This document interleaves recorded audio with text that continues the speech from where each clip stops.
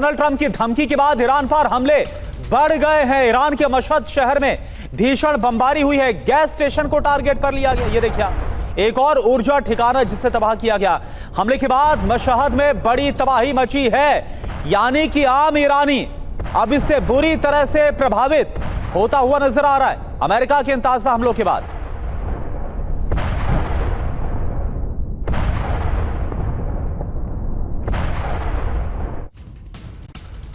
और ईरान के इस्फहान में भीषण बमबारी हुई है। यहाँ नज़फ़ाबाद में पहाड़ों पर बारूदी प्रहार किया गया है। तो इस्फहान में ईरान की मिसाइल सिटी है और इस्फहान में ईरान को भारी चोट पहुंचाने की कोशिश की गई है।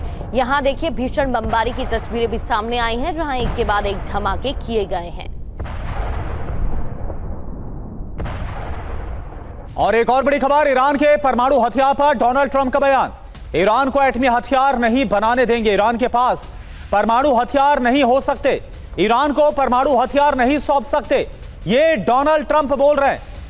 तो देखिए आप एक बार फिर से परमाणु हथियार को लेकर डोनाल्ड ट्रंप का यह बयान कि ईरान के पास परमाणु हथियार नहीं हो सकते, हम ईरान को परमाणु हथियार नहीं बनाने देंगे, ये बोल रहे हैं। IRGC का अंडरग्राउंड हेडक्वार्टर ध्वस्त कर दिया गया है।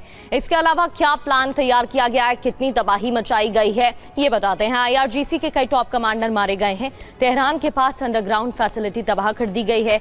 B-2 स्टेल्थ बॉम्बर से विध्वंसक स्ट्राइक की गई है। 30,000 पाउंड के बंकर बस्टर बमों को इस्तेमाल किया गया है हमले के लिए। B-2 बॉम्बर्स ने US के जॉनसन काउंटी से उड़ान भी भरी है। सेंटकॉम कमांडर के आदेश पर स्ट्राइक की गई है। फॉक्स न्यूज के हवाले से ये खबर आपको दे रहे हैं। बड़ी बात यह कि IRGC के कमांड एंड कंट्रोल क्षमता को इससे बड़ा झटका भी पहुंचा है। प्रोफेसर सतीश सर, IRGC का अंडरग्राउंड हेडक्वार्टर ध्वस्त किया गया। IRGC को भारी नुकसान पहुंचाने की कोशिश अमेरिका की तरफ से की गई है, लेकिन इसमें भी कोई दो राय नहीं है कि ईरान की तरफ से भी लगातार हमले किए गए हैं। धमकी के बाद, ट्रंप की धमकी के बाद सऊदी अरब ने तबाही मचाई गई है। ईरान बता रहा है कि वो डटा हुआ है। एक तरफ ये हमले और दूसरी ओर अमेरिकी राष्ट्रपति का बयान। एक तरफ वो धमकी दे रहे हैं और दूसरी ओर वो कह रहे हैं कि सीज फायर पर बातचीत संभव है और महत्वपूर्ण भी है।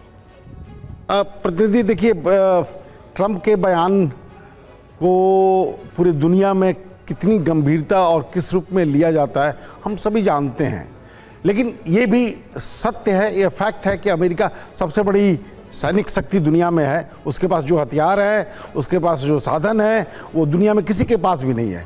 और वो रणनीति भी कि सुपर पावर का जो अपना एक जज्बा कि हम किसी को मारकर चले आए, वो भी उसी के पास है। लेकिन तमाम चीज़ों के होने के बावजूद भी आज 39वां दिन है जो युद्ध चल रहा है। तो पिछले 47 सालों से ईरान के विरुद्ध अमेरिका ने आर्थिक प्रतिबंध लगाए हैं।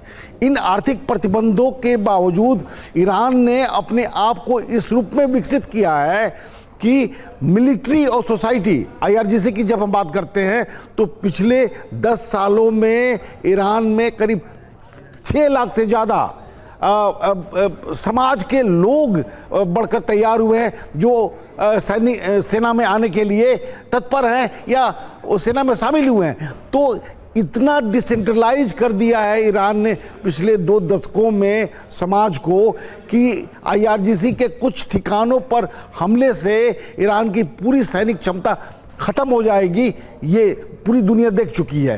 तो आने वाले समय में यही दिखाई देता है कि युद्ध जितना प्रोलॉन्ग करेगा, अमेरिकी व्यवस्था, अमेरिकी क्षमता निरंतर चुनौतीपूर्ण होती जा रही है। इजराइल और अमेरिकी सहभागिता के बावजूद भी जो युद्ध एक सप्ताह में खत्म होना चाहिए था, आज 40वां दिन पर चल रहा है। ये ईरान की एक तरह से अप्रत्यक्ष जीत मान सकते हैं हम। बिल्कुल सतीश सर, और ये ताज्जुब की बात है कि जिस तरह से स्ट्रेट ऑफ हॉर्मुज को तमाम कोशिशों के बावजूद अमेरिका खोल नहीं पाए, एक अपर हैंड 39 दिन के बाद ईरान का जरूर यहां पर बना हुआ है।